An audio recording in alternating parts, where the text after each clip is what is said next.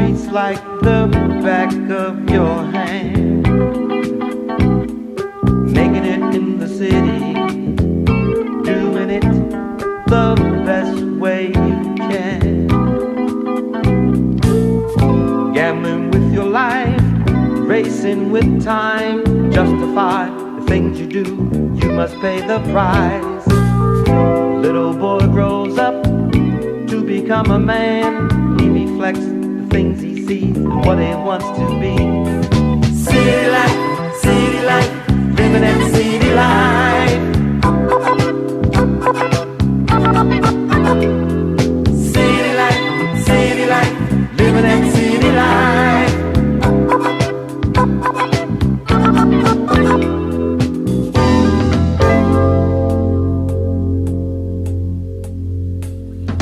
Growing up in the city, gets his education on the back of the bus. Making it in the city, his vision channeled by the challenge he must face. Little girl grows up to become a woman, torn between right and wrong. There's a 50-50 chance. The news is brought to her by the 4/4 beat on her radio. Oh, city life, living that city life.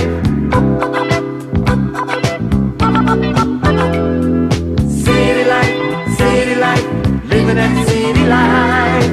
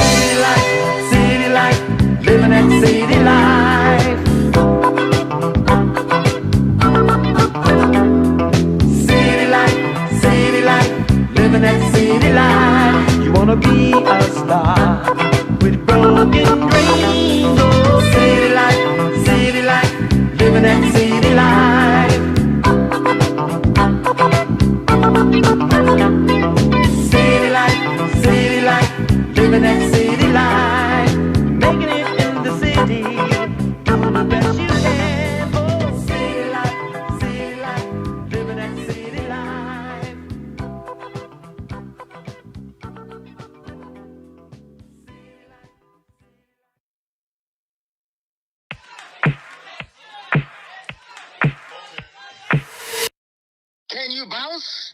Then bounce on this.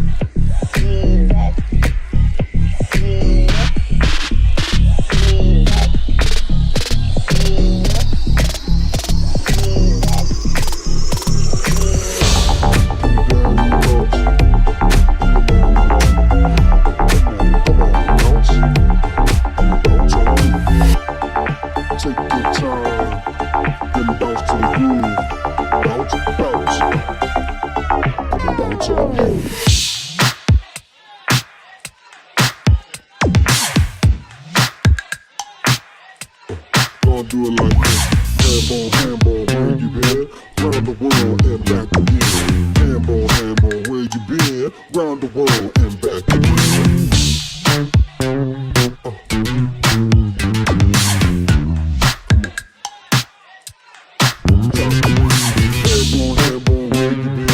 Round the world and back again. Say Hambo, where you been? Round the world and back again.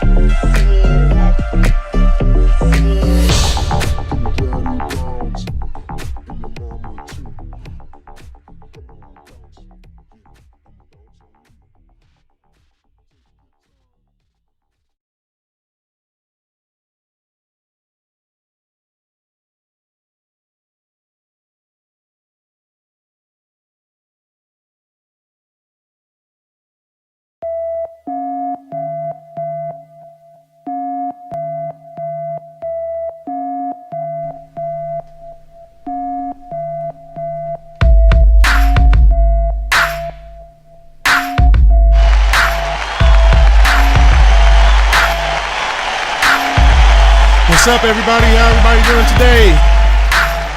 Pretty nice day out here in California. Hope you guys doing good on this Sunday. My name is Marquise. You are watching Keyse Review. How's everybody? Over here doing it again like we do every single week. Man, we got so much stuff, so much good news happening and everything like that. For those of you guys that's joining in, I want to say thank you for joining in. If you're a new subscriber or, just watching it for the first time, I would like to say thank you for supporting me. If you can, go ahead, hit the like button and the subscribe button on YouTube. And then you can also hit the bell notification. So with that, it'll give you notifications whenever I upload or go live. So if you guys can do me a favor with that, go ahead, hit those buttons. Outside of that, enjoy the show. So it's been a extremely busy week for me, guys. So for those of you that know, I think we had discussed it in one of the live streams. I was a guest host on my buddy David McClam's and his daughter Geneva. I was on the guest host on their podcast, A Day with Crime, and it was awesome. It was a pretty long episode, and I'll go into detail. It just dropped this morning, so I'll be discussing that later on today. Outside of that, how's everybody doing? I got your chats right here by me, so If you guys want to chat, I'll be checking them periodically, and you let me know how you doing. Also, I would like to thank everybody that has been supporting me lately. Last week was just a huge success for my channel. I went from, in a week, basically, from 35 subscribers to 48 subscribers, guys. I gotta give a hand clap to that one, man. Like, that's freaking awesome. Like, I really do appreciate for you, almost 50 people supporting me right here on this channel. I'm gonna tell you this. I need 100 subscribers. If I get to 100 subscribers within the next month or so, I'm going to try to do a giveaway. I don't know what. It just, as I was checking numbers and all the analytics this morning, like how everything was going. And last episode was a huge success. I think at one time we had up to like 10 people watching concurrently and up to 32 people on and off watching it. It was awesome, So if we can get to 100 people does a few things for YouTube. One that I know for sure is going to unlock a custom URL. So I know some people have been asking me to share the URL and stuff like that, the website address, and it's kind of clunky because for some reason YouTube's the only one on social media that does this. They won't let you get assigned a custom URL until you hit 100 subscribers. So to hit that 100 subscribers, I'm gonna try to plan a giveaway of something. I don't know what yet. I don't know, what it will be, but I'm gonna try. So again, thank you guys so much for supporting me. I really do appreciate this. And let me kind of take off this hat. It's getting hot. I did cut my hair a couple of days ago, so hopefully it don't look too bad. But yeah, thank you so much for supporting me. Let's try to get to that 100, guys. If you like the channel, go ahead, share it, share with your friends. We try to give a lot of good information on here and try to do a lot of things, and of course, there's been a couple of people this week that's been emailing me about different stuff like computer builds and other products and cars and stuff like that. So I do appreciate that too. I don't mind helping you out a little bit, so thank you. That's all I can say, guys. Thank you. I started this channel 2 months ago, being here in the pandemic, furloughed, all that good stuff. I can't ask for anything better to pass the time than to hang out with you guys every Sunday. So anyway, let's get to our topics, and we do have a lot of them, to the point where I had to name them by branch because we have a lot of Intel news this week. Good and bad, a little bit of drama too. So let me go ahead and switch these scenes real quick. So we can I got a little B-roll for you guys while I'm talking, so let's go ahead and play that. Let me wait till that changes. Let me go ahead and hit that, and we should be playing. And it doesn't want to play. There we go. So first, to start off with, we're going to have a lot of Intel. So Intel has shaken up all of their departments. The thing with Intel, so for those of you that are real tech guys like me, AMD has been taking over a huge chunk of market share in the consumer market and the enterprise market. So what that means is for like things like desktop computers and servers and data centers and stuff like that. Ever since Dr. Lisa Su, a woman, took over AMD, they have been a driving force in the industry. They don't have the deep pockets right now that Intel has, but they've been killing it, man, and sometimes it's better to have that smaller company, because having a smaller company, you allow to do a lot of things faster. Having a bigger company like Intel, man, I can't do it that fast. So Intel, or actually, let me go over what we're going to go over, because I did write this down. I want to start doing this too. So here's my list of things I'm going to go over today. Intel shakes up the executives. Intel has delayed the 7 nanometer processing, and I'll explain that. They are looking for the foundry TSMC to start outsourcing some chips, which they already have a partnership with them. They're also to outsource, let me see if I can pronounce this right, Ponte Vecchio 6 nanometer process to the foundries. Intel Rocket Lake and Ice Lake has been teased, finally. They also have a big event coming September 2nd, and the XE graphics cards doing the hot chips presentation on the 16th of this month.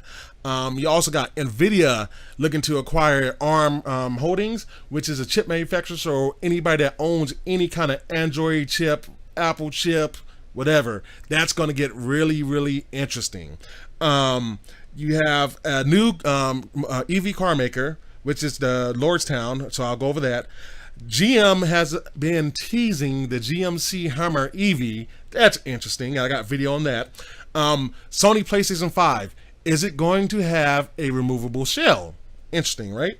Sony also used DLSS for the PS5. Has to do with imaging. I'll go over that. They also have finally, I've been waiting for this news, releasing ready for PS5 TVs. About time. They're also, and here's a secret. Actually, I'm not even going to say that. I'll wait till later on in the podcast. I'm going to skip over that one. We also got the Windows Surface Duo, which is rumored to be right around the corner. I mean, within the next couple of weeks, possibly even being released. And then to finish out, we're going to be talking about a little bit of Samsung. You know, their Unpacked event is, I believe, this Thursday. So, anyway, back to Intel. Intel has been splitting up the departments. They have not hit their targets. They've been on the 14 nanometer process. So when I mean 14 nanometer, 7 nanometer, that's the size of the chip that they make, you know. So you'll see the processor, you might see a whole package of the processor, which you'll probably see in the B-roll over here.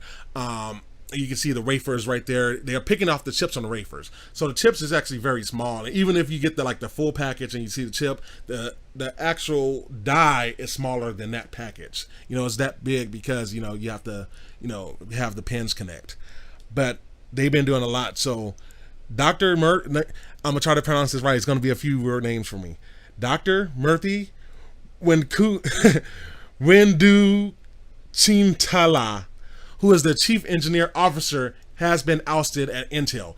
Basically, his job was to oversee everything in the chip industry for Intel. Everything that has to deal with delivering chips to consumers. They have not been delivering. They barely have 10 nanometer processors, and we're not even looking at 7 nanometer right now, which I don't think is huge for them to go to 7 right now, but going to 10, I mean, right now, it's overdue.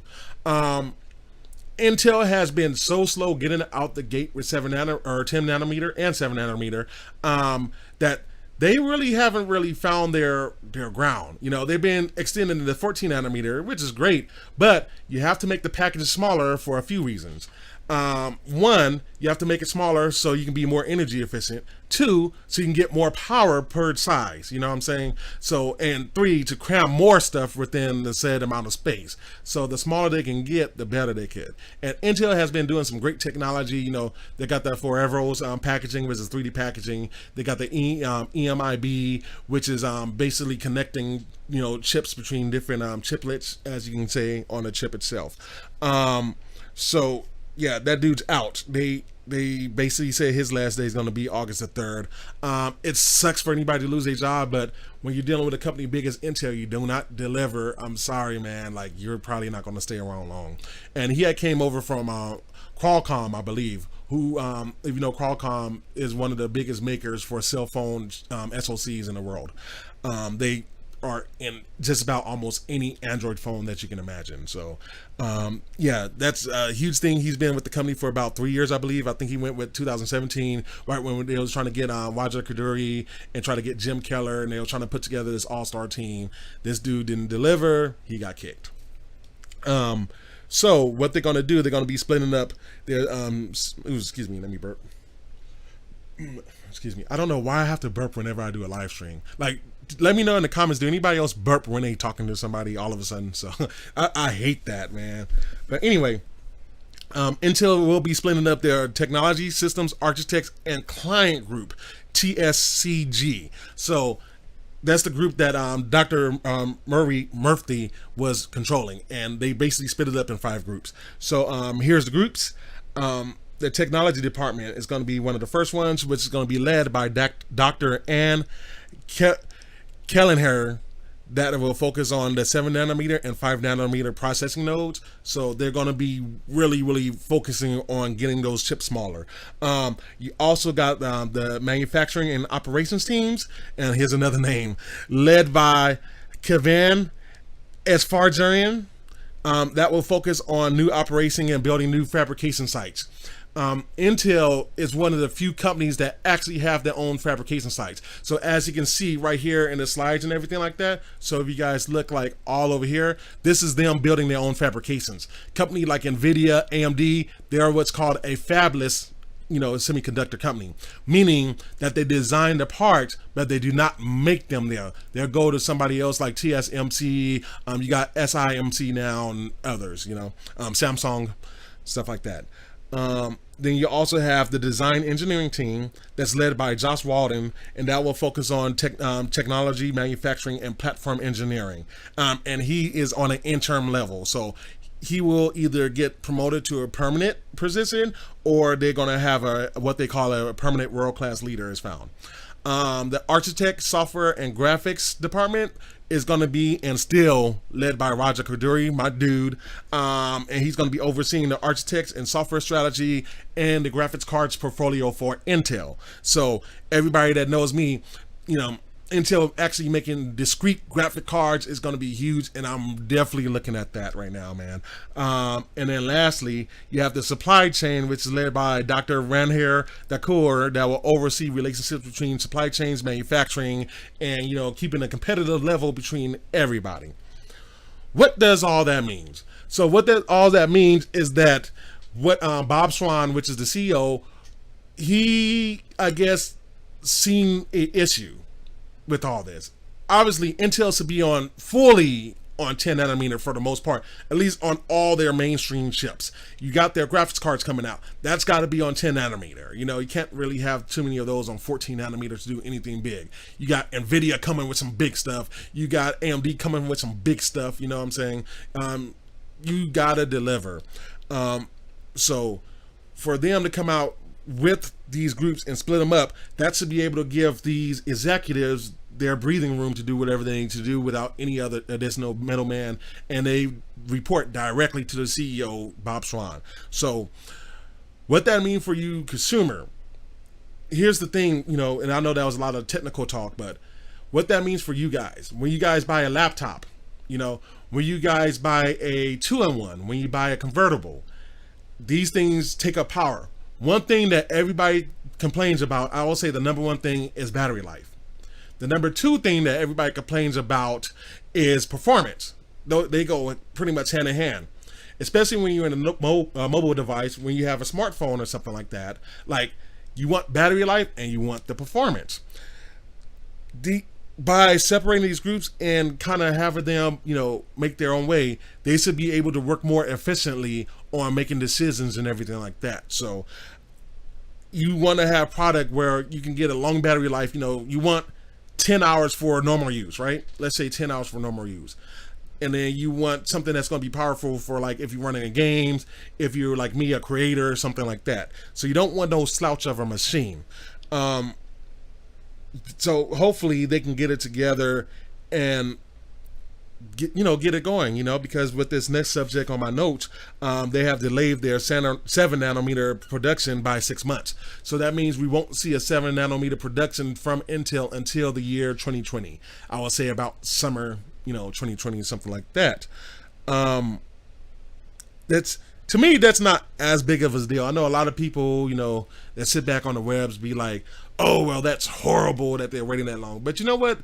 Intel's not even fully involved in 10 nanometer yet. So what you're going to do, you're going to release 10 nanometer for like half a year and then go over to 7 nanometer? No, go ahead, let your 10 nanometer go, because you're still going to be using 10 nanometer on other things. Intel makes more than just processors and graphics cards. They also make SSDs, they make FPGAs, field programmable grid arrays, which is like specialty processors. Let's put it that way, processors that's made for a certain task, and your Matrix, which is your AI stuff, your Katanas of the world, your Apple series, your Google Assistants, that stuff, intelligence is predicting what you're going to do next, predicting what road you're going to go on, stuff like that. All that's going to have to deal with how they structuring their department, and what the size of the chips are. Going to 7 nanometer has a lot of benefits. AMD this past year has been greatly benefiting off the 7 nanometer processing. and then they still dealing with chip shortages. This is another reason I think Bob Schwan decided, hey, we got to change all this. We got to start steering the ship in a different direction. I'm hearing chip shortages all the way until 2023. So that doesn't mean they're not going to have any chips, but they're going to be very, very low on chips. Especially considering that Intel is not only designing their chips, they're manufacturing and distributing their chips. That gives you a lot of stuff to work with, and I think that's another reason why Mr. Swan had split up these departments. He really wants everybody to start focusing on a specific task and, eliminating these shortages. One way that they will kind of remedy that shortage is they'll be going to TSMC, which is a Taiwan semiconductor manufacturing company. They, if you know TSMC, they make chips for people or companies, I would say, like Apple, AMD. They do make some stuff for Intel. I think Samsung may use them on a couple of things here and there. So Intel will be going to them for a few more things. I believe also they should be going for the XE processors right now. So they will be made right now at TSMC until Intel can start making more plants and, restructuring their company. As you can see right here, you see this guy putting stuff right there. You see the little automated robots. So this stuff, is a pretty complex operation, guys. One of the things, if you remember a few months ago, what Elon Musk had said, he says, easy to build a car, easy to build a spaceship. It is not easy to build the manufacturing plant for them. Especially these have to be clean rooms. You can't have dust or anything like that inside these rooms. And you see everybody's wearing suits and everything like that. These clean suits, these things right there. Then you see like processors and stuff like that they're putting in. And you see the light, it has to be that light for the processors because they're not fully developed yet. So there's a lot of things that go to manufacturing, and it's not easy, especially when you're a company as big as Intel. But things will start looking up for them. They will also look to outsource their Ponte Vecchio 6 nanometer, which is interesting, to foundries. So the XE is going to be the upcoming graphics line. I'll be talking about that. But that stuff is going to be doing pretty good. If you go ahead and look at everything, let me see. Okay, that's people texting. But everybody that be looking at looking at the graphics card, which I'm desperately want to see what they're going to do with the graphics card. Like, I'm so ready to see Intel do this, because I've been wanting to see companies put together not just CPUs but GPUs, and Nvidia's got something possibly. So that's going to be interesting. But we're going to be definitely seeing what they do with that. What else do I have here? We got their production that's going to be starting later on this year for that. 6 nanometer is interesting because you don't really hear nobody on a 6 nanometer process. You usually hear like 14, 10, 7, 5, 3. Those are what everybody's doing. So hopefully Intel can start, getting everything together, which they will. It's not like they're not. They have, you're talking about one of the richest semiconductor companies in the world. They're not going to be losing or be second fiddle for too long. Then you have which is going to be coming out this year, which has been rumored, is their 11th generation Rocket Lake. So the cool thing about the Rocket Lake, so especially for you guys that have laptops and everything like that, this chip is said to be very, very powerful and to sip energy, so better battery life. Note, laptops, smartphones, things like that got better battery life. It's going to have PCIe 4.0. What that is, for people that don't know, that's what you connect basically your chips to, is the PCIe bus. Now, if you have a desktop, you will have a slot that you can plug in, like your graphics card, your SSDs, your expansion card. So if you're like me, you might plug in like a sound card or a process card for your music production. If you're in film, you might have a card that will connect for all your NLE equipment and stuff like that. Those PCIe 4 is going to be fast, especially if you're doing SSDs. SSDs are incredible, and they're going to keep on growing. For those of you guys that know, the SSDs in the PS5 is going to be one of the most powerful chips in the world. So for those of you guys that see that stuff, and and you're looking like, well, what does the SSD has to do with what I'm doing? For one, if you turn it on your computer, how fast do you want that to load from the boot screen, which is basically the logo of the company, to logging in your desktop? You want it to be fast. You don't want to be waiting around, especially if you're on battery. That's what these chips going to do. They're going to be, I think they said these are going to be built off 10 nanometer. I didn't put that in the notes, but there was a leaker that had sold off the graphics of it. And it's been, actually, let me go ahead and pull up the website because I didn't put this in the notes, I don't think. So let's go ahead and pull up the website for this guy real quick. And let me tap this over and go, because they came out with some new symbols by Core. And let me see if I can find it. Intel is trademark. So let me see. PC Gamer, do they have it? Or do I have to go to Tom's Hardware? We'll look at that real quick. I know, here we go. Yeah, so let's go to this scene right here. So if you guys see this scene right here, and I kind of like these graphics right here. So if you see this, let me see if I can blow it up. It's kind of distorted, but you guys get the gist though. So here's their new marketing on the chips, and I love the way these look. So now you see the Intel Core i3, so that's their new i3 chip, Intel inside, which just means Intel parts inside, Intel logo. But here's the wild card right here. Is going to be this Intel Evo powered by Core. I don't know what that's going to be, and I've been trying to research that and figure out what is that. You know what I'm saying? So what is Evo powered by Core? I'm going to guess that this is going to be a platform powered by Core. If they're coming out maybe with the Xe chips, with their Core chips in one package as a SoC, maybe this is that, converting all that good stuff, we want to see how that works and what these branding opportunities mean for them. What is Evo? I definitely want to know. Intel this month is going to be at the conference Hot Chips, and I believe it's going to be virtual. I'm going to miss it. I know it costs like $300 to see it or something like that, and it's like over the course of 3 days. I want to say August 16th to the 19th, I want to say, or something like that. But I'll be following the news, and I'll let you guys know all that, of course. But it's going to be interesting to see what they pretty much do with that stuff right there. But it's going to be interesting.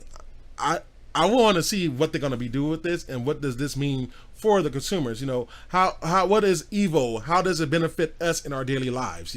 So one can only dream for now until Intel decides to share this information. So these all been trademarked. I'm thinking we're going to see that this fall and get some more information probably within the next couple of weeks. So going on to the next stuff, Intel, and let me check the chat. I got highs. Hi, I think that's my mom right there. Hello, hi mom. My mom's on the chat. Anybody on the chat, say hi, my mama. So she's waving. And thank you for anybody that's just joining too. If you guys just joining in or just now subscribing, thank you. Hope you guys enjoying this news.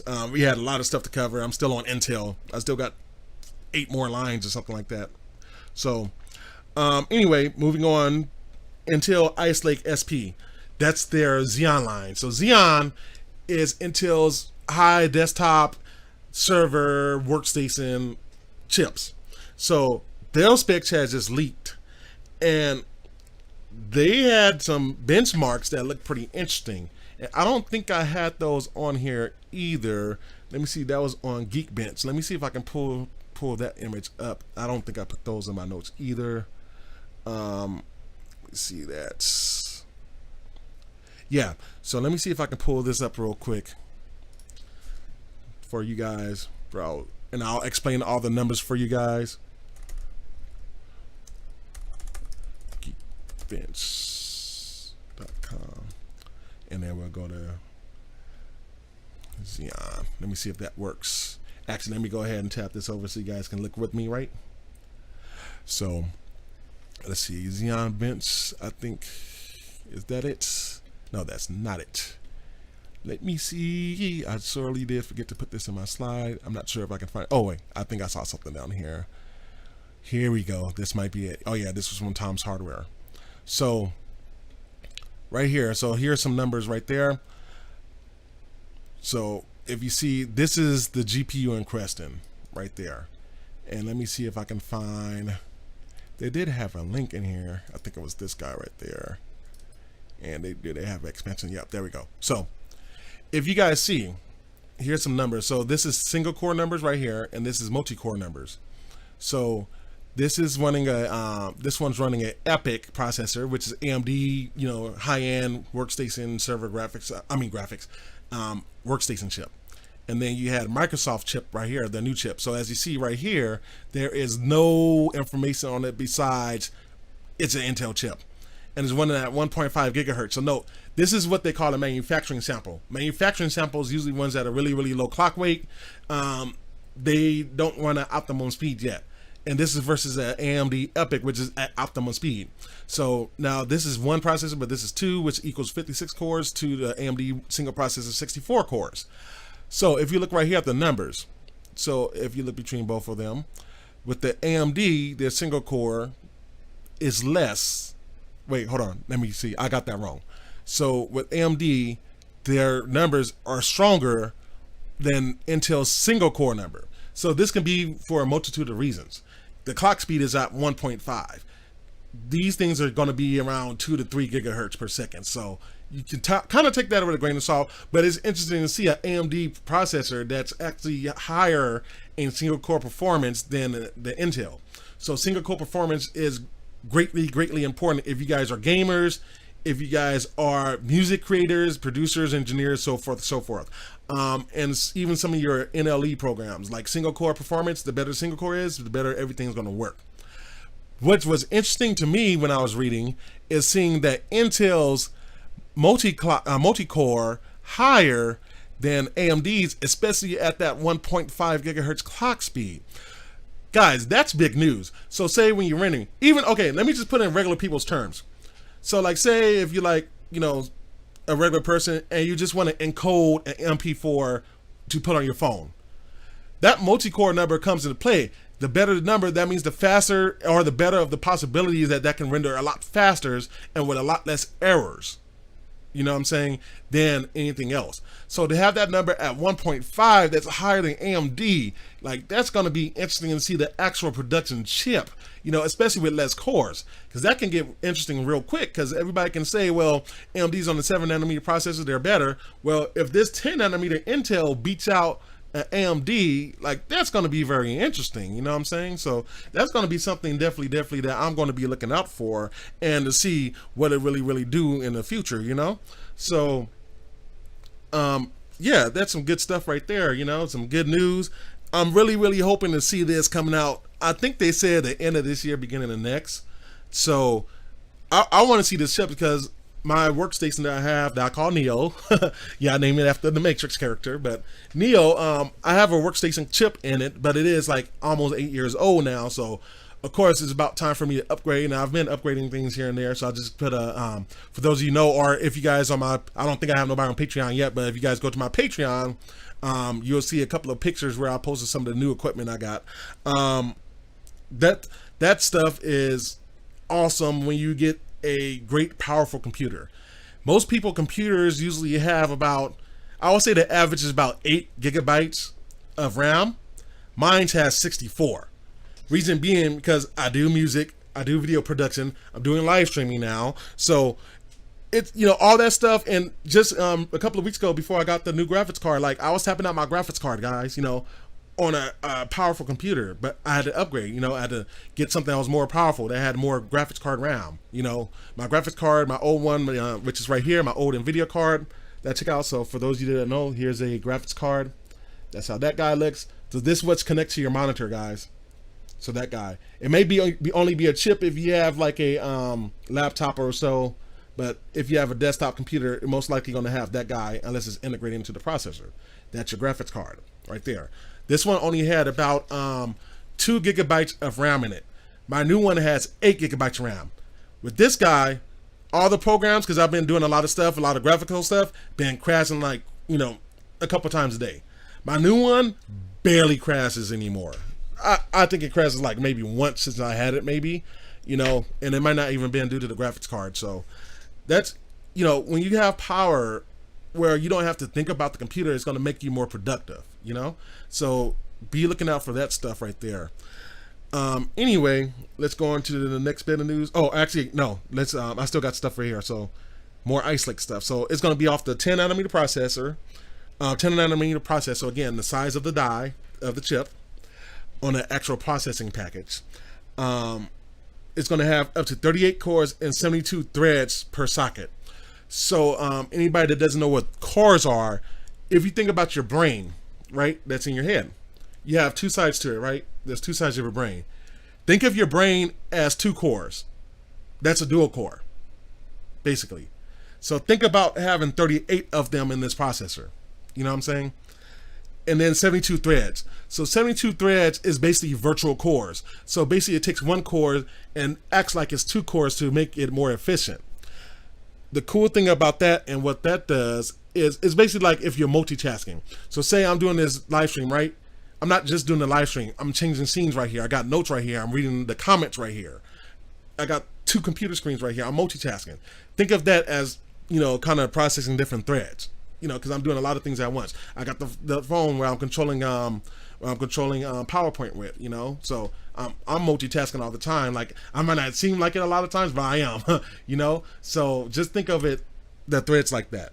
You also have 64 lanes of PCIe 4.0, and just think of 64 lanes on the freeway. The easiest way I can explain that, from the this guy, from the graphics processor to your processor, your main processor. So just think of it like that.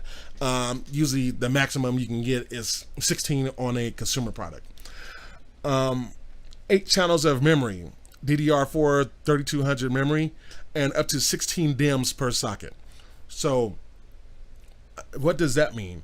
That means that I can have 8 channels. So think about the river, right? You have different channels of the river, right? So think about having 8 channels to that, right? If you only have one, you can only pass so much water through that channel, right? But if I have 2, I can pass more water, right? So I can get more water a lot quicker, possibly. So this has 8 channels, basically. So the more channels to the processor, the more I can move data to and from, the faster and the more productive I can be. And 16 DIMMs. So DIMMs are basically the slots of the, you know, the RAM. I don't think I have. Do I have anything? Oh, actually I do. So anybody want to see some RAM? So let's go ahead. We have some show and tell. So this is off an older, or actually my earlier build of the Neo. So these, let me take them out the packaging, and I will show you guys how RAM looks like. So we're gonna have a show and tell today, guys. Stuff I need to sell actually, but who knows? Maybe I'll give some of this stuff away for free.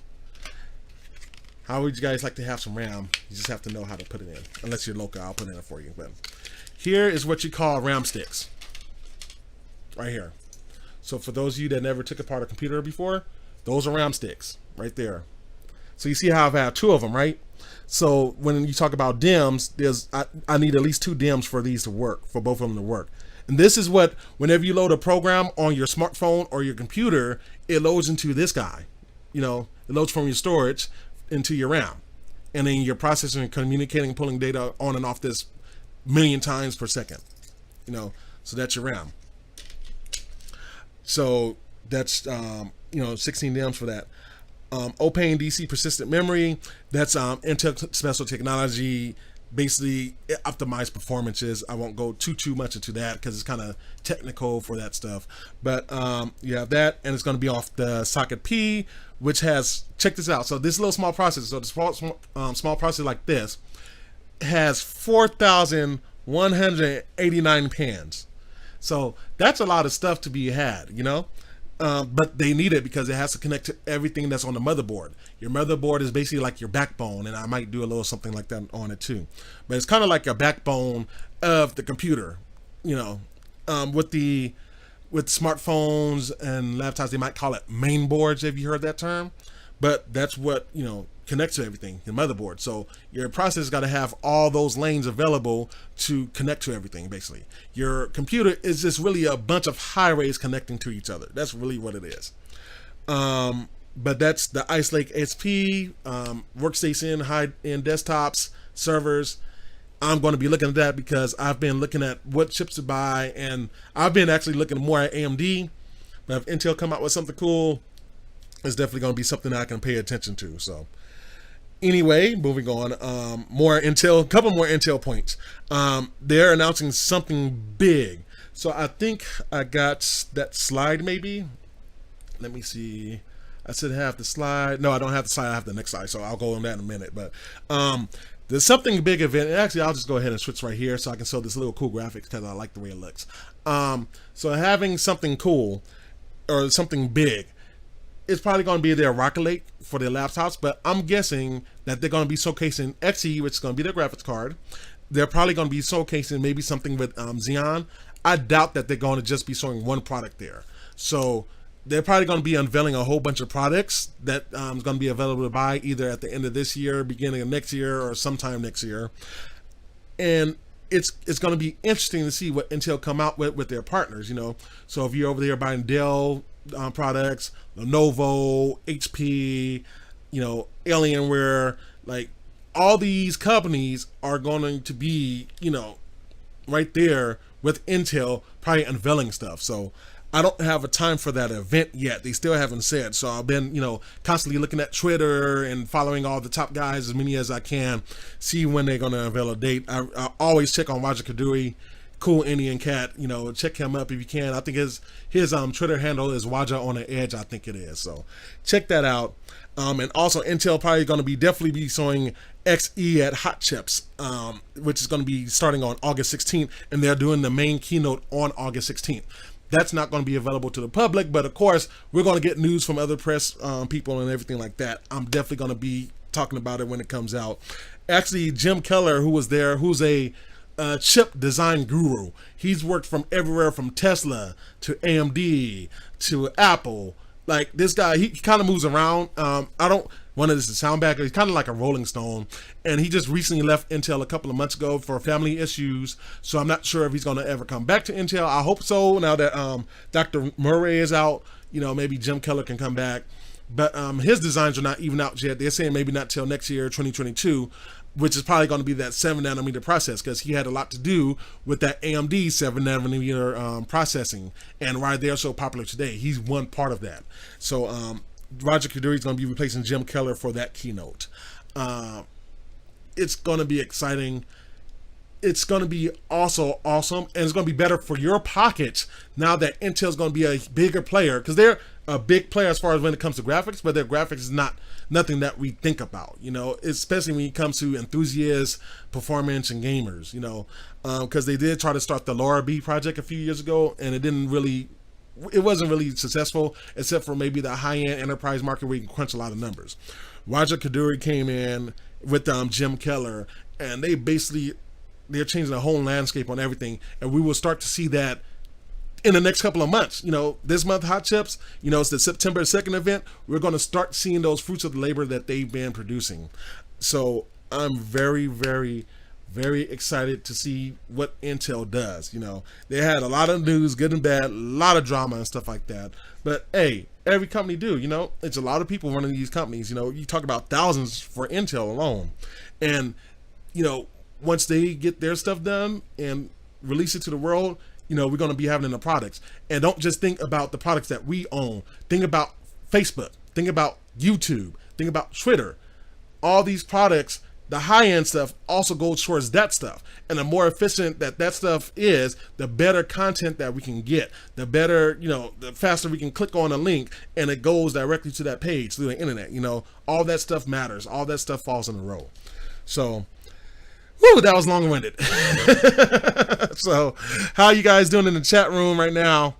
Hopefully you guys are enjoying the show. That was a lot of news. I know it's very, very technical, but, you know, I try to give you guys as much information as possible. And that's what's happening. I've been wanting to find something to do Intel, because I know we've been doing a lot of game stuff, because a lot of game stuff been coming out, and a lot of car stuff's trying to come out, and cell phone stuff's trying to come out. I've been wanting to do something on the chip manufacturers themselves, because they really, really have everything to do with everything we're doing now, and we'll get to it more. So if you guys want to, I'm looking at the chats, respond to the chats. You know, hope everybody doing good. Let me drink some water.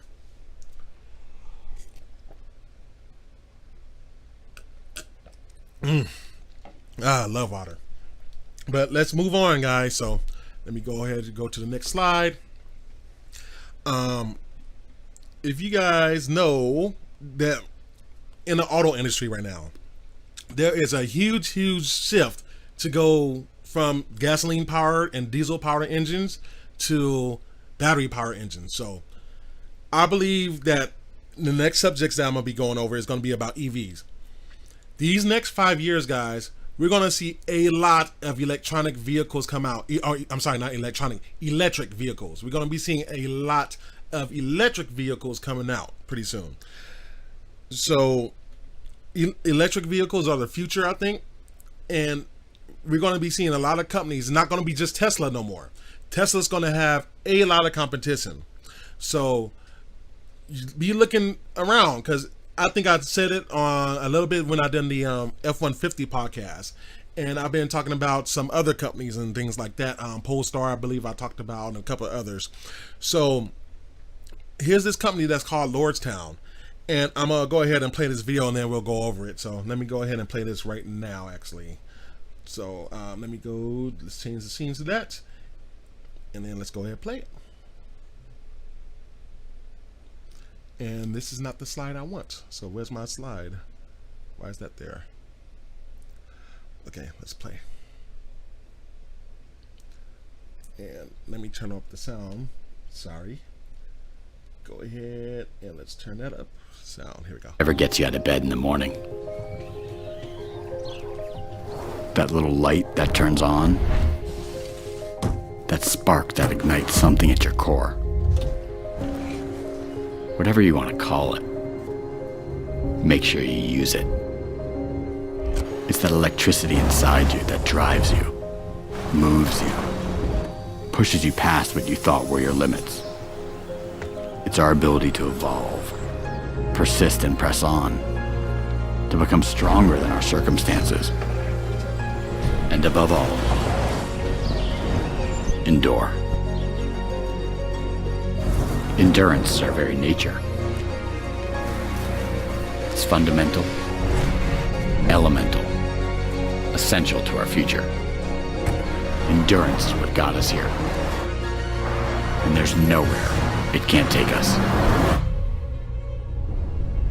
The all-electric Endurance by Lordstown Motors.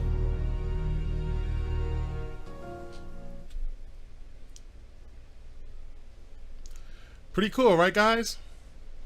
So basically with Lordstown, there are a new EV company. They actually took over one of GM's old plants that they was working on, like a truck, EV or hybrid truck, and it ended up getting scrapped or something like that. So this is, Lordstown is actually a real town. I forgot what state it is, but they basically bought the plant and then they start manufacturing this new vehicle, a pickup truck, which is called the Endurance. So the Endurance specs, and we'll sort up right here and it'll come up in a minute. It has a few interesting things. So you have 600 HP, which is pretty good. 4 in-wheel motors. So if you guys are looking at all the wheels, so you see right here, so every single wheel actually has a motor inside of it. You know what I'm saying? That's pretty cool, because usually when you get like people saying they got 2 motors, 3 motors, usually it's on the drive shaft or something like that, like, you know, the axle. So each wheel will have its own set of motors. So this is basically an all-wheel drive vehicle. You know what I'm saying? 80 miles per hour top speed. That is governed from what I'm hearing. I wish they would do a little bit. Well, let's not talk about it. We don't know who's watching. But, you know, it'll be nice if they move the governor up a little bit for that. This thing can do 250 miles of range on a single charge. So if you're about to make from where I'm living, Vegas trip, it can meet most of the way. You have to stop and maybe rest for like an hour or so for it to charge up a little bit. But it can do 250 miles plus, you know, on a single charge. It has a towing capacity of 7,500 pounds. So that's pretty decent. You know, it's not the best, but as a first time product, it's pretty good. It's going to cost about $52,000, and they are taking deposit now for anybody that may be interested in getting this thing. So that's the Lordstown Endurance from Lordstown Motors. Pretty cool stuff, man. Pretty cool stuff. So again, we're starting to see a lot of EVs, and now it's not just cars. Remember, pretty much the EVs we've been seeing a lot of has been cars, and then we started to see some SUVs. So now we're starting to see a lot of trucks, and they're starting to figure out how to get all these things in trucks and everything like that. So it's going to be pretty interesting with, you know, people like this company. I've even reached out to them, so I'm waiting for their email. So hopefully they'll hit me back up because I want to know more about the vehicle. I want to try to get some more pictures and everything to show for you guys. So it's going to be interesting to see these cars being on the road. And they said they're going to start production on this, I believe, starting late 2021, I believe they're saying. Now, the Cybertruck from Tesla will just be starting to be developed, while Lordstown will be actually available for purchase and to take home. So it's going to be interesting to see this EV truck space, man. I'm so excited to see it, you know, so excited to see, man. So let's go on to the next thing that we have here. So I believe this is going to be our GMC, if I didn't make this slide wrong. The real revolutionaries, the ones that change the game forever. Understand strength is never enough. Evolving, imagining, seeing the world not as it is, but how it could be. That's how true greatness is realized. That is how you change the world.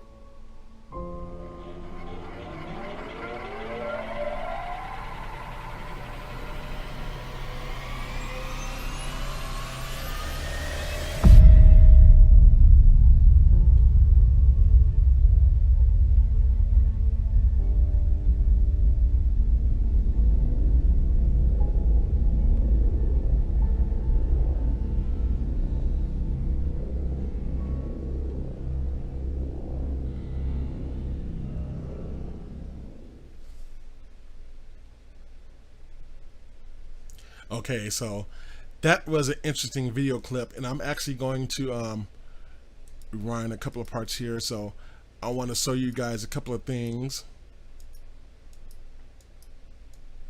So if you guys look at the text, and I have this in the notes, but I just want to show you guys it real quick.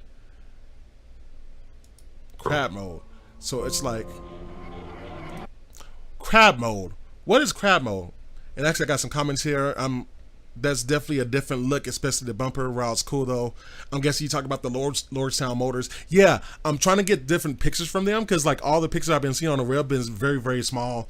And if I try to blow them up here on the stream, it's gonna look not so good. It's gonna be very distorted. So I have reached out to Lordstown. So hopefully I can get some more pictures of it. I'm also trying to get some interior photos of it because usually most sites, a lot of these videos I get from the manufacturers. They have like these sites for media people and everything like that, and I go ahead and pull those and use them in here. So hopefully we can get a couple more looks at the Lordstown. I'm very interested to see what it does, how it compares to a gasoline truck, how it's going to compare to the Cybertruck, how it's going to compare to this Hummer right here. The bumper probably won't make it into production. Yes, that's true, Brian. It probably won't make it into production, maybe. A lot of times the manufacturers change it, you know, and it depends on what people like. So no, these are pre-production vehicles too. Some of these are even graphics, honestly. Even though they look real, they're graphically made.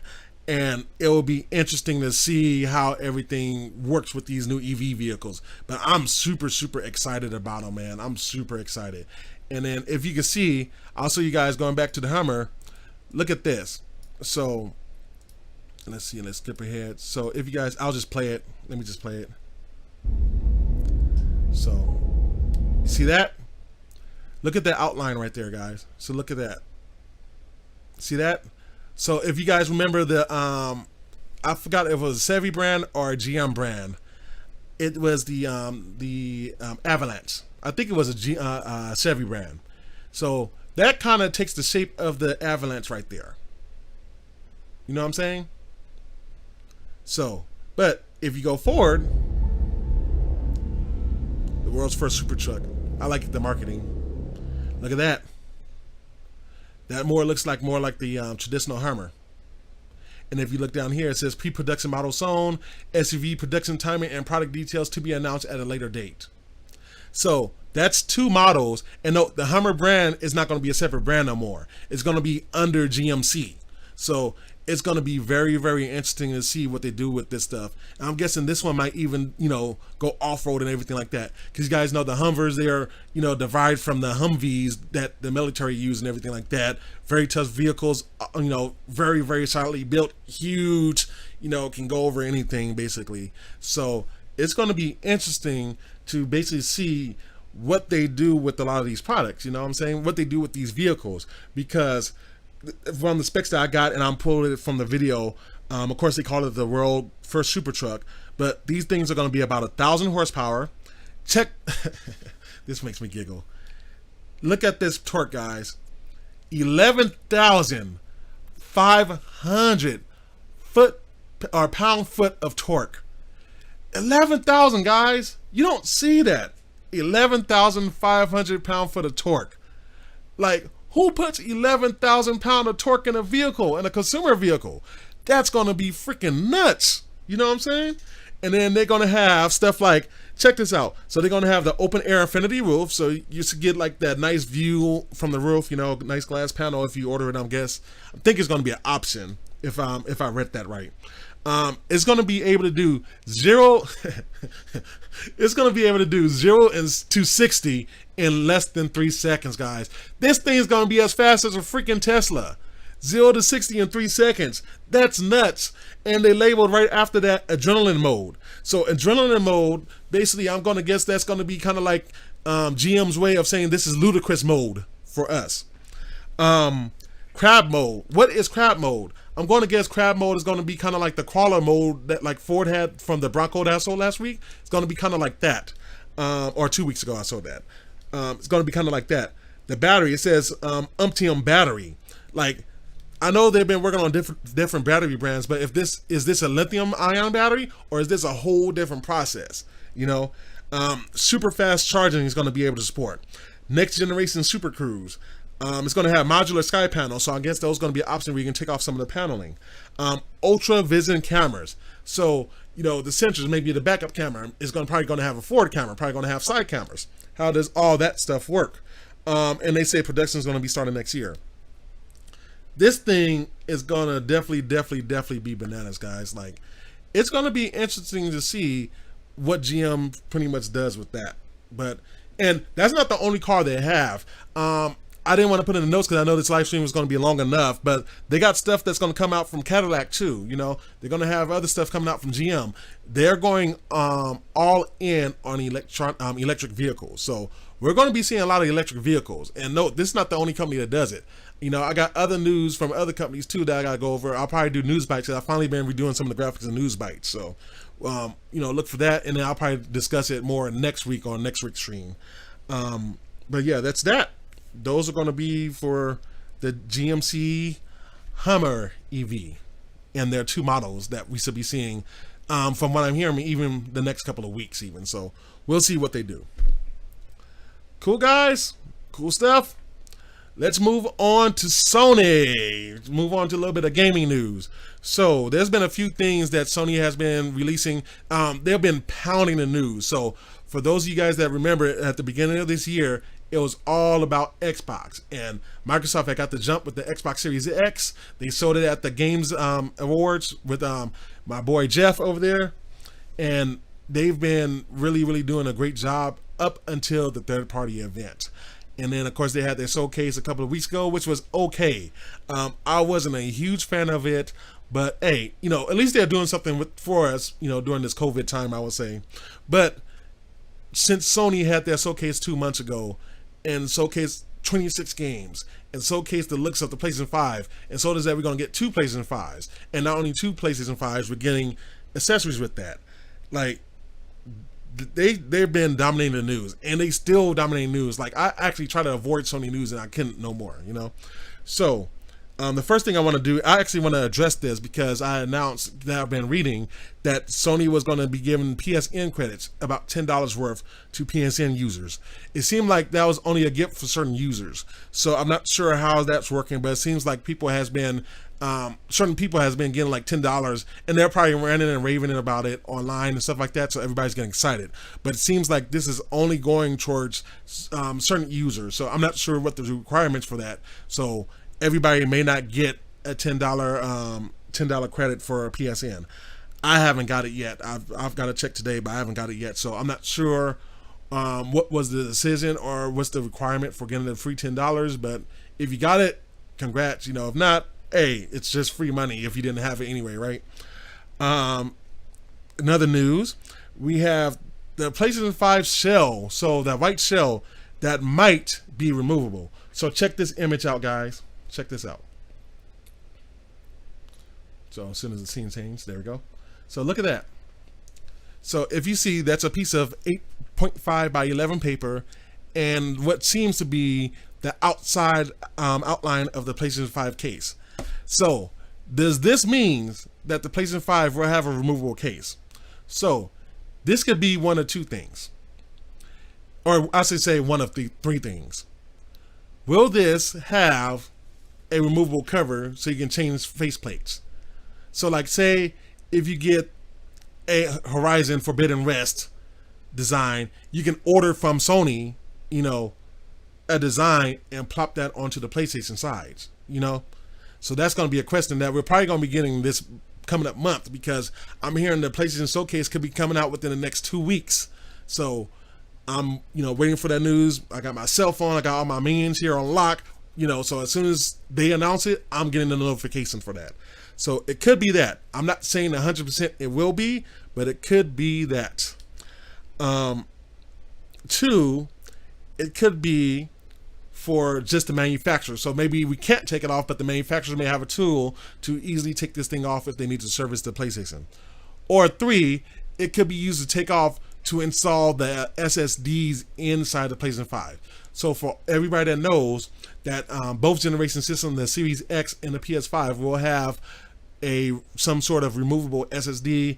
The Microsoft Xbox Series X is going to do it via a memory card, basically. The PlayStation is going to actually let you choose your own PCIe 4 SSD to put internally in the system and have requirements. I hope that they honestly have it to where it's a Sony branded one where they made the chips, and I think they teamed up with Samsung for this processor, for the SSD processing, for the controller. So hopefully that they do have it to where, you can use it, because the SSD on this PlayStation 5 is going to be bananas. All the developers are saying, or the majority of them, at least 80%, are saying this is the best SSD that they ever have worked with. So for those of you that know, SSD is the new storage. So, the hard drive, the portable hard drives, SSD is a chip version, chip only version, no movable parts. Let me see, we got the comments in. That's cool. Yeah, that is cool. That's very, very cool technology. And you guys know I'm a gamer. I haven't been playing much because I've been working hard to get stuff set for you guys on the Keyse review. So I hope you guys appreciate it. I've been missing playing out on The Last of Us and Call of Duty and Death Stranding, but I'll probably get to that this week. I think it's going to finally slow down. I might play some of it tonight even, just to catch up a little bit. But yeah, this stuff is cool, man. This stuff is very, very cool. And let me just go ahead to the next slide, because I think I got another little B-roll for you guys. Play, because I love this B-roll for those of you that might have been missing the previous stream, and this will be the unveiling of the PlayStation 5. So, but it's like, even the rumors, because that removable case, the removable side, is just a rumor for now. So don't say, hey, Marquise, you said this was going to happen. I did not say that. Do not lie on me. Put some respect on my name. You know what I'm saying? So, it's going to be cool to see what happens with Sony and what they plan to do. Because one thing that you can say about Sony, they might not release the news right when you want it to, but when they release the news, it's going to be great news. Sony knows their customer. PlayStation is their top brand now. Make no mistake. Sony makes TVs. They used to make computers. They spun off their Vaio line, so somebody else making Vaio. They made the Walkman. If it wasn't for the Walkman, guys, we'll have no Apple iPod. We'll have no iPhone. We'll have no MP3 players, no wireless earbuds. It all started with Sony. They wasn't the first one to do it, but they was the first one that made it popular. And that's why we can enjoy a lot of these portable stuff, as far as MP3 players, or should I say digital media? I don't like to say MP3. That's limiting. Digital media players and smartphones today. If it wasn't for Sony, we wouldn't have none of that stuff. And if it wasn't for Nintendo screwing Sony on the E3 back in the 90s, we wouldn't have the PlayStation. And The PlayStation is more than just a gaming system. It's a full entertainment hub. I can connect my server and my computer to stream music to my PlayStation 4. You know, I can watch Netflix on it, Disney Plus, Hulu, Vudu, all that stuff on my PlayStation. You know, my Blu-rays looks the best on the PlayStation. It's a full entertainment hub. Sony just does it, man. I mean, you can't complain. Like, people might have complained about the PS3 price at $600, but guess what? Guess what Blu-rays are doing right now? It's the #1 content for watching movies. Period. You want the best quality with the movies, you're going to buy the Blu-ray. Guess what? That was because of the PlayStation. Make no mistake about that, you know? But you have that stuff right there. So, also in other news, what they also are having is Sony that has released a patent, or they have applied for a patent that may reveal that PlayStation 5 might be using or will be using deep learning super sampling, or DLSS. So what does DLSS means? And I'll probably show this more in depth one time. I might do a separate video explaining that, because it's kind of not a live thing. What DLSS is enhancing the graphics image to where it will make it look a lot more lifelike. So you might look at a game and, like, say if you pause the game, right, and look at it, and it looks kind of blurry, but then you might go to another game and it almost looks like real life. That's DLSS most likely working, you know. And the cool thing about DLSS, it will make it a lot easier on the developers to make higher quality games without having to worry about making every single little intricacies that they have to do for the games. So if they come out with this on the PS5, basically what this means is that we'll have better looking games, basically. So graphically great looking games, if the developers so choose to use the technology. This is just like cool stuff, guys. Like, and I'll go back to the conversation when people's like, oh, the Xbox is more powerful than the PlayStation gonna be. The Series X got 52 cores compared to the PlayStation 5's 36. Okay. 15%, I'm not even going to say 15% more hardware. This is, note guys, just in the graphics processing of these two systems. You have 15% more chips on the Xbox Series X than the PlayStation 5. That does not mean that you're going to get 15% more power. 5%, maybe at max 10%, you know. And no, you still have the whole SSD thing going for you. Of course, the SSD on the Xbox Series X is going to be great, but the PlayStation 5 is at least double of what the Xbox is going to be on its worst day. So all that stuff matters and calculates. And we have to note that, and more news that we're hearing out, I didn't put every rumor here, but we're hearing more and more that the PlayStation 5 GPU possibly was even more custom than the Xbox Series X GPU. I don't know how true that is, but if that is true, that's going to really even change it even more, because again, Sony went first and listened to their developers. The developers are the most important people to listen to. They're the ones that have to spend endless hours, nights away from their families to code these games and make these great experiences that we like to enjoy. And in order to do that, you have to try to make the process easy for them. And one thing, again, Sony was smart at, they got Mark Cerny, who's one of the top league game architects and system designers in the world. They got him. He can talk to the Japanese development. He used to be in Japan. He can speak Japanese. He can go back and forth in America. And if you guys know, starting with the PS4 and now with the PS5, America has led all the designs and specs for the PlayStation. So, no, Mark Cerny ain't no slouch. He's a nerdy nerd, like more nerdier than I am. Like, he's a nerd, guys, and he's smart. He knows what he's doing. He looked at the book, read up about C+ code, and went to Sony and said, I'm your guy to make the next PlayStation. Just like that. I'm the guy to make the next PlayStation for you. You know what I'm saying? So it's dude, like, really, like, they just seem to make all the good moves right now. And this is before it even launches. We don't even know how it's going to launch yet, you know? We still don't even know everything about the PlayStation 5 yet, you know? So let me see, I got a couple of comments. Hello, how you doing? Miss Jeanette, how are you doing today? So, and I actually got, let's see, the next bit of news, I got some videos for you guys. So let's check this out.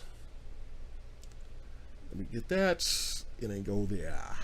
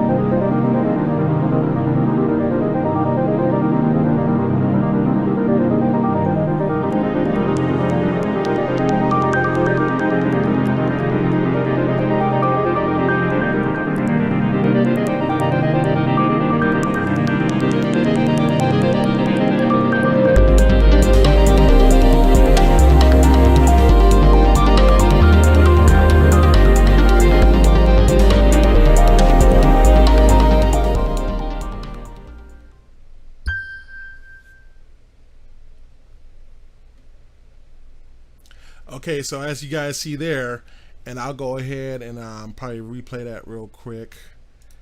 Let's just turn the sound off so I can talk.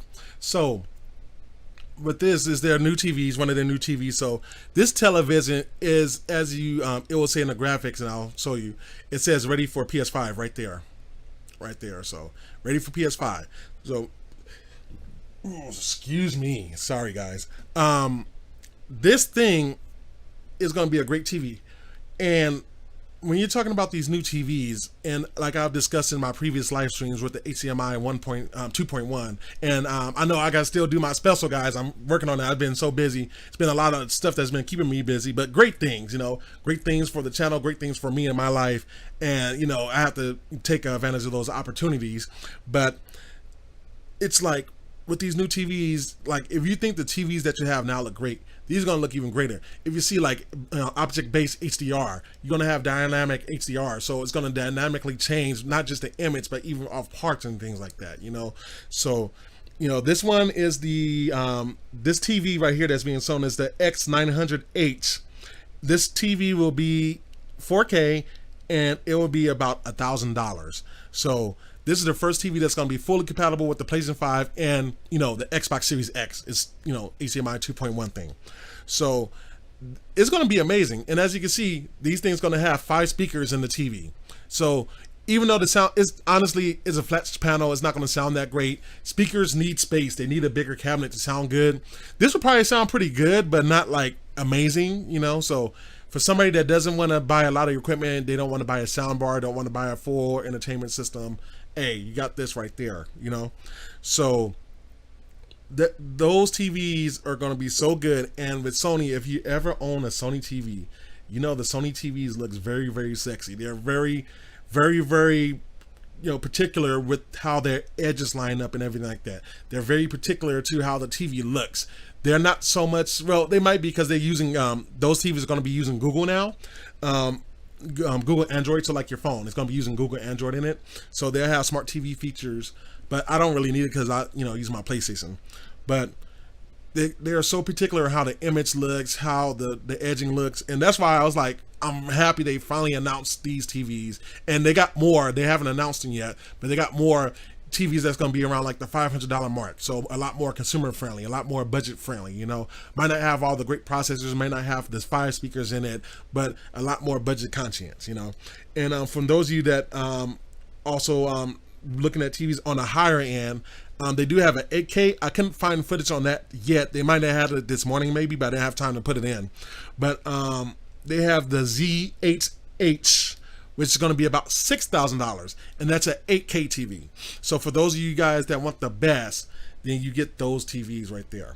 So they're coming out with the stuff, and a lot of manufacturers, TV manufacturers are finally coming out with things that's going to have HDMI 2.1, so we can get that fast response rate from, especially gaming systems. If you're watching a movie, we're going to get those silky smooth, blacks. I mean, oh man, like if you ever saw a good black level on the TV, you guys know what I'm talking about, So, and remember like about a month ago, I reported that Vizio was coming out with TVs as low as like $300 that was going to be compatible with HDMI 2.1. So all your new game systems, all your new Blu-ray systems are going to be starting to support that. We're going to see a lot more support in 2021. So definitely be looking out for the TVs, obviously the PlayStation.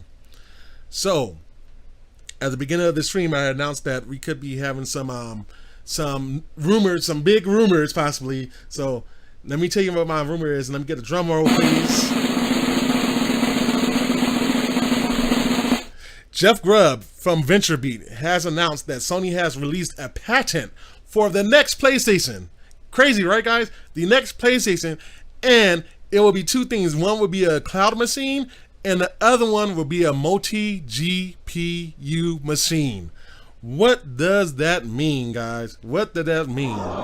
So basically what that means is a couple of things. We either get a PlayStation 5 Pro in about 3 to 4 years, or they're already working on the PlayStation 6. I've been hearing rumors that the PlayStation 5 might only last like 5 years, possibly. We don't know yet. But for them to already start working on the next PlayStation now, that again, that shows you Sony commitment. This is what they do. The cloud machine is basically going to be a machine that connects to the cloud to play games. I'm going to guess they're going to put that inside some TVs and make that like a PlayStation TV. My guess. Again, that doesn't mean because Sony filed for the patent it's going to actually happen, but it's kind of important to still report because it could be something that might be happening soon, you know? So that would be the cloud machine. You go online, you play PlayStation Now on it, PS Now, and then you stream the game over or maybe download the games to like the digital edition, something like that. What I'm more interested in is the multi-GPU PlayStation 5 unit. So for you computer gamers will know, especially back when SLI from Nvidia and Crossfire from AMD was popular. In order to get more graphical power, you can team up two graphics cards. So like I was showing, these guys, right? Imagine having two of these on my machine. So I have almost double the power. You know, there's overhead that will take some, so it might not be exactly, but if I have two of these together, I can have essentially double the graphical power in my machine that I would otherwise with a single card. Imagine having two of these in your PlayStation 5 or whatever they're going to come out with, which I think will be more of a PS6 type thing. But I've always, if you guys watch when I really started this on Facebook, because that's where the Keyse review really started, and then I didn't do nothing for years. If you guys watch my first article I did, where it was the future of the PlayStation, I mentioned that I would love to see like a SLI or a Crossfire PlayStation come out. And if this patent is going to come to reality, I'm gonna be stoked because that will mean that we can actually start thinking about 8K gaming, guys. And I don't think 8K is gonna be important right now, not for the next 2 years maybe. But you know, if Sony's already planning for it, that means that they're gonna be planning for the future on the chipset for the next televisions and so forth and so forth. So that would be very, very interesting to have and to get these new systems with 2 GPUs in it. With the power of the CPU, ooh, man, dude, like, I gotta say, yeah on that, man. Like, let's go. And it's just like, again, Sony's just dominating news, guys. Like, they're the place to play. They really are the place to play right now, you know? Looking at the Xbox stream, I'm you know, I didn't want to touch on this today, but I'm gonna go ahead and do a little bit of it. But I'm hearing it could be possible that Microsoft might be looking to put their Game Pass on other systems, like the Nintendo, what you call that system? Why can't I think of it? The Switch, the Nintendo Switch, and the PlayStation. That's going to be interesting because that means that, or what it don't mean is that they're going to be locked into Xbox no more. Xbox is going to be a system for the hardcore gamers. They're going to buy that, but we're going to be selling games to everybody, basically. That's what it seems like Microsoft's going to be doing. Note, Microsoft is first and foremost a software company, so it makes complete sense. Software and services. That's what Microsoft does. Windows, Office, you know, having their Azure servers, you know, like, yeah, they do software, so that's not surprising if they decide to do it. So we'll see how this next gen pans out to be. Cool? Okay, guys, are you ready for our last topics of the day? So I got a couple. I'll touch on the first one real quick, and then we'll go to our last subject, which is going to be the Samsung event that's going to be coming out, I believe, this Thursday. It's going to be early, and I'm going to probably stream it later than they stream it, but I'll get to that in a minute. But moving on first, you guys know I've been following the Surface Duo, right?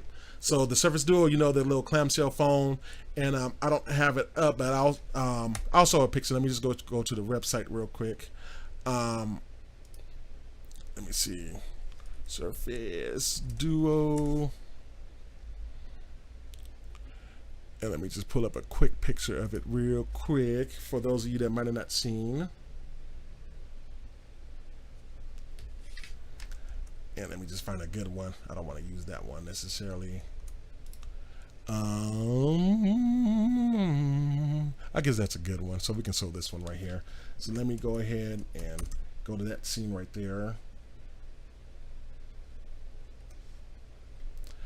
So if you guys see the Surface Duo, this guy right here. So dual screen phone. So a lot of people has been talking about these new smartphones. So we've been kind of seeing different takes from different manufacturer on their take of a more productive phone, a different form factor. So on one side of the spectrum, you have your Motorola Razrs, you have your LG foldables, and you have your Samsung Fold and your Samsung Galaxy Z, where the screen basically folds, not all the way, it doesn't fold flat like that, it'll damage instantly, but it'll kind of like fold kind of like, you know, with a little curve, whereas it looks flat. They'll adjust the hinges and the design to where it looks like the phone is flat. Get some water. Oh man, I don't see how people do this live streams for like 5 hours and stuff on Twitch for gaming. I mean, geez, you know, maybe they're not talking as much as I am, but man, my voice started go after an hour, man. But how everybody doing, by the way, in the chats? Hopefully you guys doing good. Go ahead, respond, and I'll be looking at your answers. We're almost done with this, but anyway, starting off the Surface phone.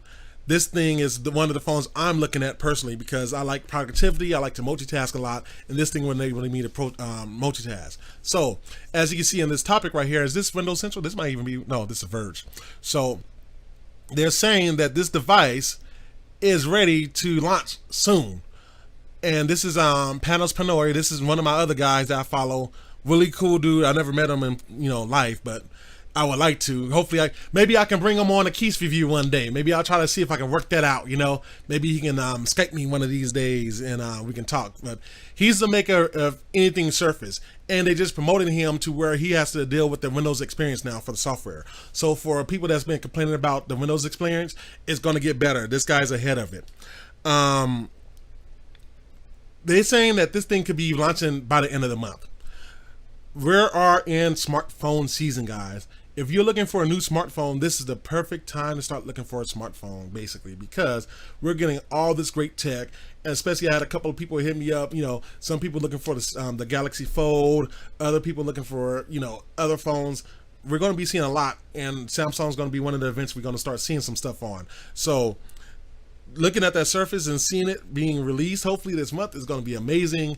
I need a new smartphone. My old smartphone is cracked, as you might, I'm not sure if you guys can see that, but it's a little cracked right there from dropping it. But I need a new smartphone. And, you know, I think it's just going to be an amazing time for tech, considering the conditions that we're living in with the pandemic and everything like that. So look for that to come out. I'm hearing August the 24th of this month for the Surface Duo. Cool? So definitely be looking out for that guy right there. Cool? Now, for our last subject of the day, and I want to go to the next slide. Let's pause that. So, our last subject for the day, Samsung. They're having their Unpacked event this Thursday. And actually, let me go ahead and roll the video, and then I'll start explaining some of the stuff. And let me actually go hit this slide right there. And let's go back. And then now let's play.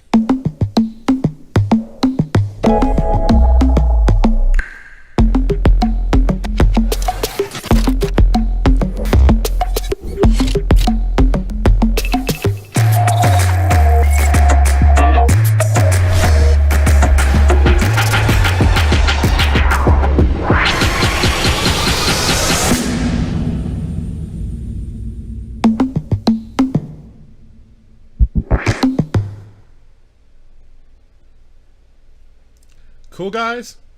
Not too shabby, huh? So the Samsung event on the 5th, and I'm going to stream this event, but I'm not going to stream it live. Reason being, here in Pacific time, it's 7 o'clock in the morning. I am dead at 7 o'clock in the morning, guys. So most likely, I still got to try to set it up and get some more information, where to stream and everything like that. So what I'm going to do, I'm going to do what I like to call a late stream. So I'm going to stream it, I'm guessing maybe about 4 o'clock Pacific. And of course, if you guys can't make that time, it's always going to be here on YouTube to replay. So, you know, you guys can check that out. But it's going to be exciting because Samsung is the top cell phone or smartphone, so I say, smartphone manufacturers in the world right now. They make a lot of tech and they make a lot of phones. And if you guys was really paying attention, let me go ahead and back this video up a little bit. So, oops, and that was the end of my slides. Let me go back. I want to, oh, duh, because this is the single page. So let me go to the video here. Turn off the sound. So, if you guys look, right here, and let me pause that for a minute. Or actually, where are you? Yeah, trying to catch that in the middle. I should have just took a screenshot, but that's okay. We get the stuff done right here, right, guys? Actually, I'm gonna blow this up to big screen so you guys can see this a little bit bigger. So I want you guys to kind of look at these silhouettes right here, right? So take a look at these silhouettes. What do you guys notice right there? Tell me. I'm gonna look at the chats. Start typing in. What do you guys notice in these photos? I'll give you a minute. You guys see all that? Type in the chat. What you guys think you guys see in there? I'm gonna take a sip of water while y'all doing that.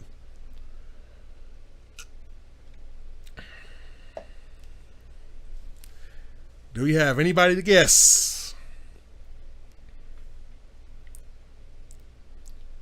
I will shoot your name out on the stream if you guess some of the stuff right on here. I'll give you guys a couple clues. What does this look like right here? Does that look like right there? So that right there, that, and look over here. Double screens, okay, that's one. Of course, that's my mama. She got it right. This one right here is dual screens. That's dual screens right there, guys. Anybody else? Anybody else want to take a guess?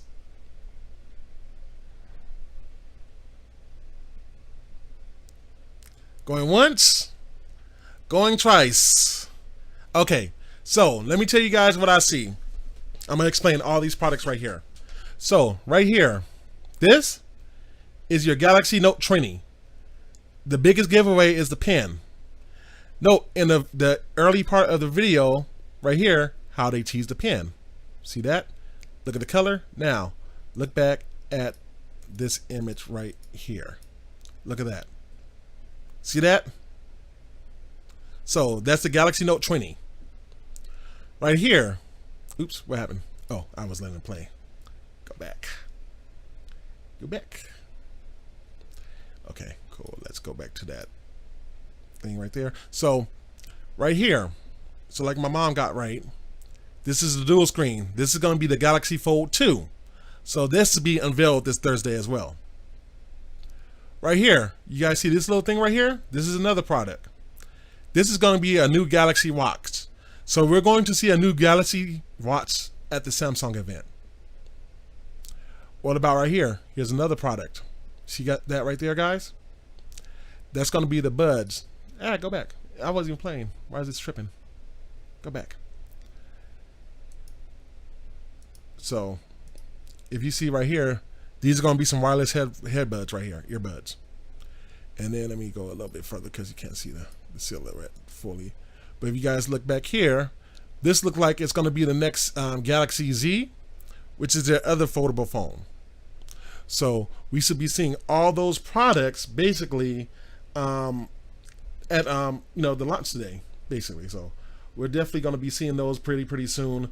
And like I said, this Thursday I'm going to try to set up an event off of it. So let me see what I got. Yeah, I'm learning stuff off watching TKR. Yeah, thank you. That's the whole point, guys, because one of the main reasons I started this channel is for people to learn. You know, everybody asks me for advice all the time. I cannot tell you. My family can tell you I'm always busy. Even when I'm not supposed to be busy, I'm always busy, you know? Like, I can be up playing a game and somebody calls and needs something, you know? Or somebody hits me up on Facebook Messenger and, hey, what do you think about this? Can you do some consulting on this product for me, you know? So really the main reason why I started the Keyse review is to review these products, and not review in the traditional sense, to review these products where we can go over and see what's the underlying technologies under them, understand them, know what you guys buying. How many times do you guys walk into a store, and I work in retail too, how many times do you walk in a store and don't know what the heck you're talking about, and don't know if the salesperson is going to be selling you the right thing or not? So, you know, knowledge is power, right? That's an old saying, knowledge is power. The more stuff that you guys know, the better equipped you guys are to go into the real world and learn stuff that you didn't know before. Okay, this is what I need for my life. This is what's gonna help me out and be more productive, you know? So, you know, that's a great comment right there in the chat. That's what the Keyse review is all about, guys, It's helping people review these products so you guys can go learn more about them, research them even more on your own, and then understand them, understand what they do, understand why does this cost more than this. That's the thing I want to help out the manufacturers, because a lot of people might talk about price on a lot of stuff. Like, a lot of times I'm actually more on the developers on the manufacturer side about price, because stuff costs a lot to make, man. Like, we can be like, oh, it could be $1,000 to buy this product, so like a radio, it could be, oh, why is a radio $500, $600 to buy, but then you guys don't know the R&D. For people to make radios, even the parts, just the parts for them, guys, sometimes the manufacturers even do between $25,000 to $100,000 on R&D in the vehicle, guys. Think about that for a minute. Just think about it. $25,000 to $100,000 on research and development. Usually they have to take the whole vehicle apart.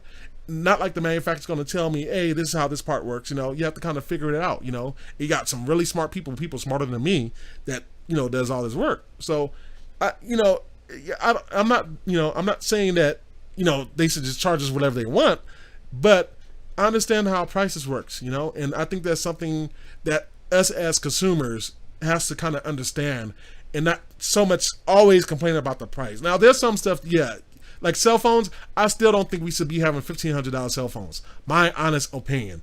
But they do spend a lot of that towards marketing and stuff like that. Because it might only cost like $200 for make the smartphone, but they might spend $300 per unit on marketing. That's how it works. So, anyway, I wrote down the phones. I already kind of said it, but the Galaxy Note 20, the Galaxy Fold 2, the Galaxy Z2, Galaxy Watch, and Galaxy Earbuds. So those are the products that they're going to be showcasing basically at this event. It's going to be a pretty good event, I think. We'll probably also they usually sold like some fitness stuff. So I've been losing weight, so I'm definitely on a fitness bus now. They're probably going to be showing some smart home stuff. So it's going to be interesting to see this new event and how everything starts panning out for everything, So we'll see, man. Like, it's going to be pretty fun, I think. It's going to be fun. So that's all the topics I have. I do want to say a couple of more things real quick, guys. So for those of you guys that might know, and we kind of talked about this in the last podcast and one with my buddy, I've joined my friend David McClam. I was a guest host or a guest star on their podcast. They have a podcast that's called The Day with Crime. So I'll post in the links after I get off this live stream, but check out The Day with Crime. We go over the Jeff Epstein case, and a case that I was really passionate about, and I probably did like a whole bunch of studying. I want to say I did like 30 hours of studying, I think, when I start counting in and how many hours I was spending per day for the past week.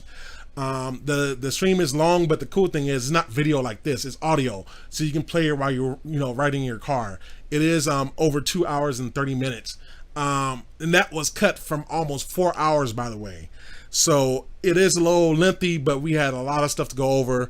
I can show you guys a couple, and I'll put it in the stream. I guess I'll show you guys real quick. So let's go over to the interwebs. So also, if you have Apple, now if you have the apps, you can download it on your phone, but I'll show you the website if for those of you guys like me that likes to work on your computer most of the time. So if you go, and actually let me get this out of full screen mode.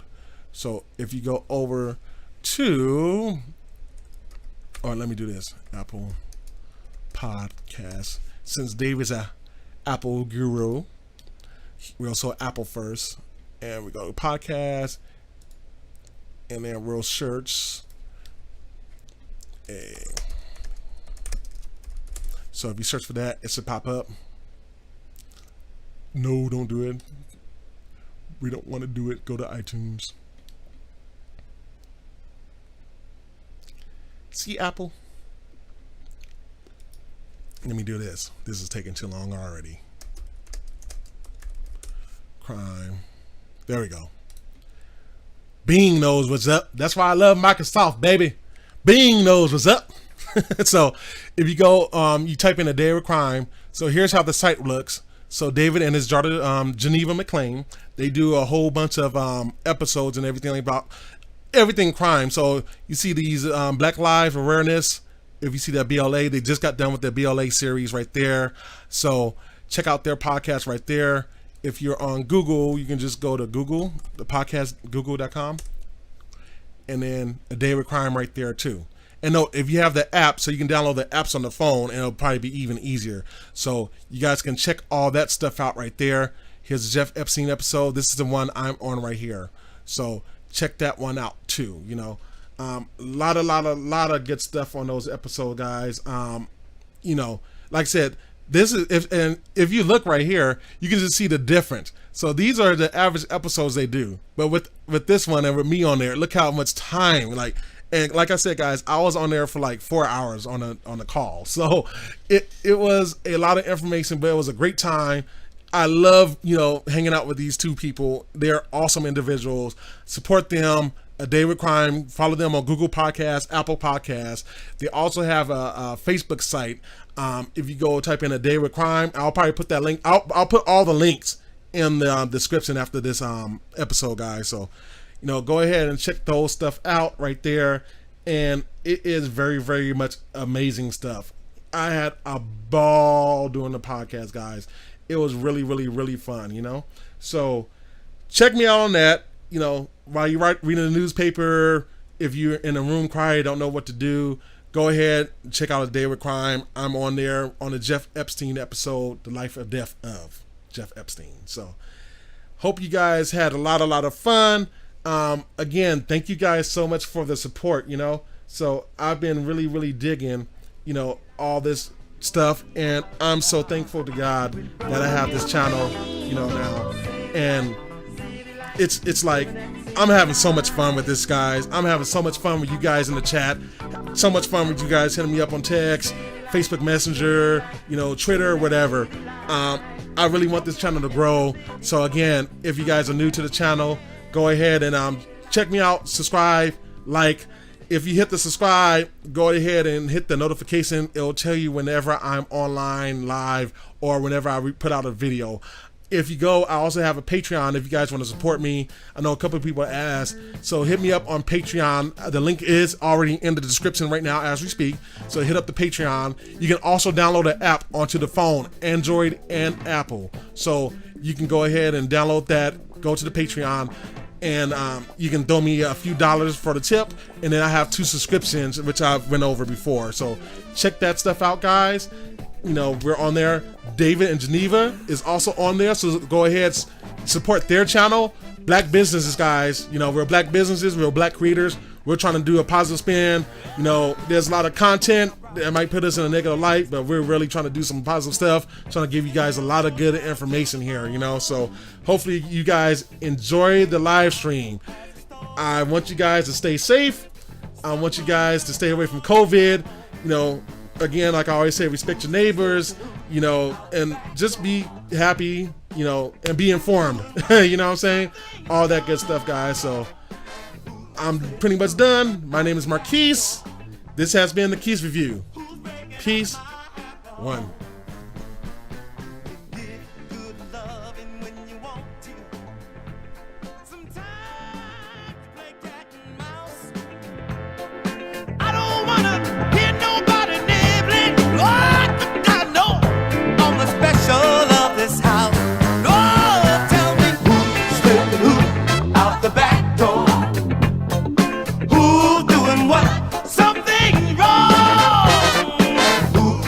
Who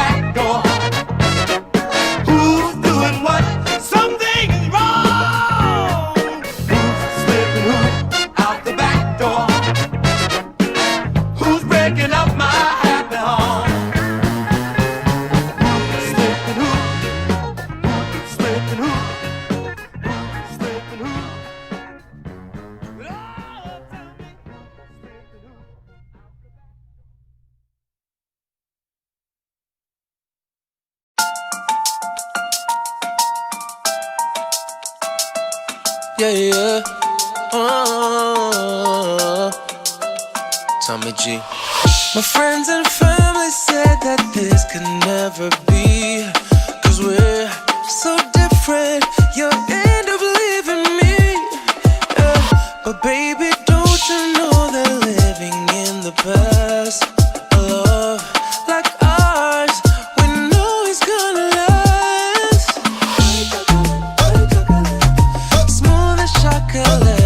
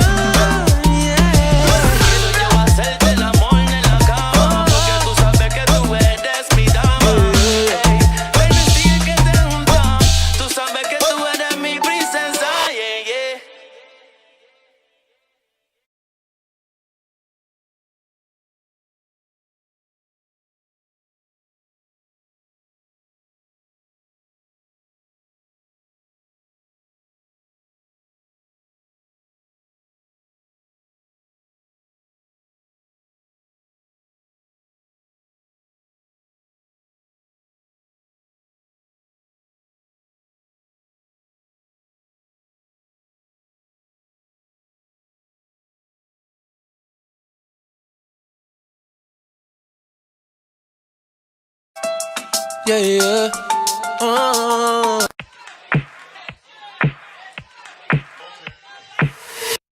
Can you bounce? Okay, I seen this song. I have to play this out Bounce before we go on away. this. Enjoy, guys. Thanks again.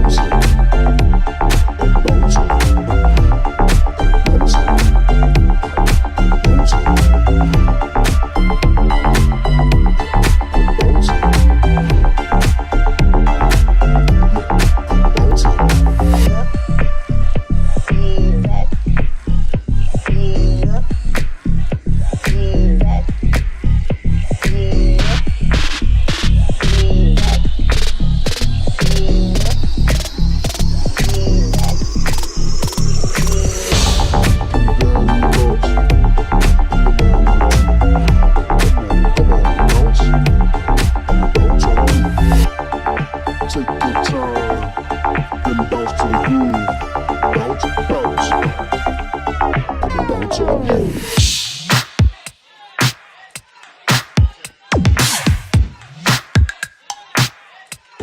Gonna do it like this.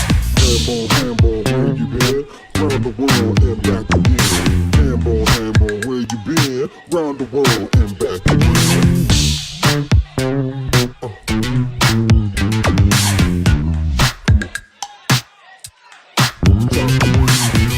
Handball, where you been? Round the world and back again. Say handball, where you been? Round the world and back again.